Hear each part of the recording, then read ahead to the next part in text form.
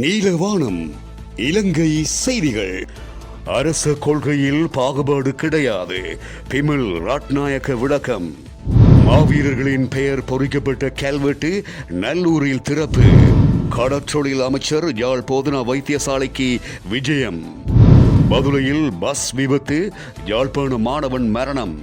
அரசியல் ரீதியாகவும் வேறு காரணங்களாலும் வடக்கில் சில கிராமங்கள் புறக்கணிப்பு, அவற்றை அடையாளம் கண்டு முன்னேற்ற வேண்டும் வடக்கு ஆளுநர் நாவண்ணா வேதநாயகன்.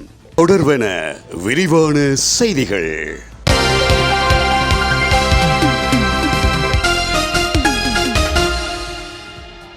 தேசிய மக்கள் சக்தி அரசாங்கம் எந்த ஒரு சமூகத்தையும் அவர்களின் மத அல்லது கலாச்சார நடைமுறைகளின் அடிப்படையில் ஒருபோதும் பாகுபாடு காட்டாது. அரசாங்கத்தின் கொள்கையில் அது இல்லை. இவ்வாறு தேசிய மக்கள் சக்தியின் அரசாங்கத்தின் அமைச்சரவையில் முஸ்லிம் அமைச்சர் ஒருவர் இல்லாமை தொடர்பில் எழுந்துள்ள விமர்சனங்களுக்கு அமைச்சர் பிமல் ரட்நாயக்க விளக்கமளித்திருக்கின்றார். எமது அரசாங்கம் இலங்கையர்களை உள்ளடக்கிய ஒரு அரசாங்கம். சிங்களவர்கள், தமிழர்கள், முஸ்லிம்கள் என்கின்ற மத ரீதியிலான அடையாளங்களை கொண்டிருக்கவில்லை. மத கலாச்சார வேறுபாடுகளை மறந்து ஒரே நாடாக வாக்களித்து பெரும்பான்மை ஆட்சியை தேர்ந்தெடுப்பது இதுவே முதல் முறை. இங்கு பாரபட்சம் காட்டுவதற்கு எதுவும் இல்லை. மக்களின் உணர்வுகளுக்கு மதிப்பளிப்பதே அமைச்சு பதவிகள் வழங்கப்பட்டிருக்கின்றன என்றும் பிமல் ரட்நாயக்க இவ்வாறு குறிப்பிட்டிருக்கின்றார். பதுளையில் இடம்பெற்ற பஸ் விபத்தில் யாழ் மாணவன் ஒருவர் மரணமடைந்துள்ளார். இதில் யாழ்ப்பாணம் கந்தர்மிடம் பகுதியைச் சேர்ந்த யாழ்ப்பாணம் இந்து கல்லூரியின் 2019 ஆண்டு கணித பிரிவு மாணவனான கைலநாதன் சிந்துஜன் வயது 24 என்பவரே மரணமடைந்தவராவார். கடந்த 1ஆம் நாள் கொழும்பிலிருந்து பதுளைக்கு கள பயிற்சிக்காக சென்று கொண்டிருந்த வேளை பதுளை மகியங்கன வீதியில் வேக கட்டுப்பாட்டை இழந்த பேருந்து தடம் புரண்டமையினால் இந்த விபத்து ஏற்பட்டது. இந்த விபத்தில் 4 பேர் மரணமடைந்திருந்தனர். பேருந்தில் சென்ற சாரதி உட்பட 36 பேர் காயமடைந்திருந்தனர்.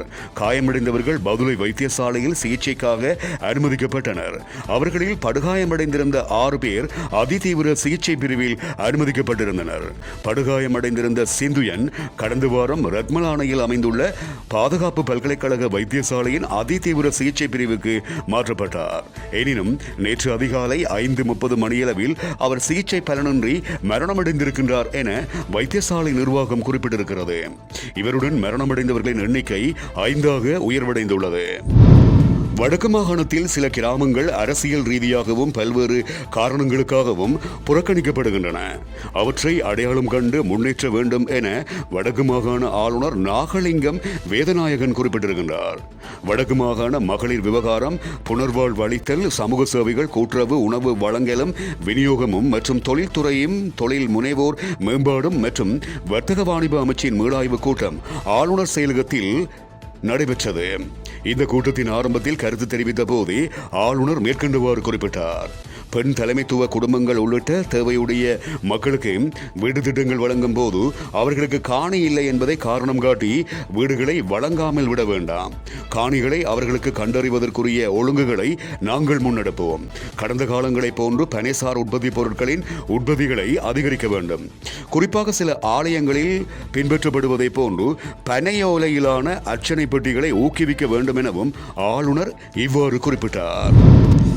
யாழ்ப்பாணம் போதனா வைத்தியசாலைக்கு சுகாதார அமைச்சர் மிக விரைவில் நேரில் விஜயத்தை மேற்கொண்டு சேவைகளின் தரத்தை மேம்படுத்துவதற்கு முயற்சிகளை மேற்கொள்வார் என கடற்றொழில் அமைச்சர் ராமலிங்கம் சந்திரசேகரன் குறிப்பிட்டிருக்கின்றார்.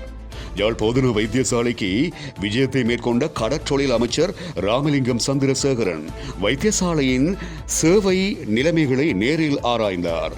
வைத்தியசாலையின் வளர்ச்சி மற்றும் சேவைகளை மேம்படுத்துவதற்கான தேவைகளை வைத்தியசாலை பணிப்பாளர் வைத்திய கலாநிதி சத்தியமூர்த்தியிடம் நேரடியாக கேட்டறிந்த அமைச்சர் சாதகமான மாற்றங்களை கொண்டுவர சுகாதார அமைச்சருடன் கலந்துரையாடி தன்னால் முடிந்த எல்லாவற்றையும் மேற்கொள்வதாக அமைச்சர் உறுதியளித்தார்.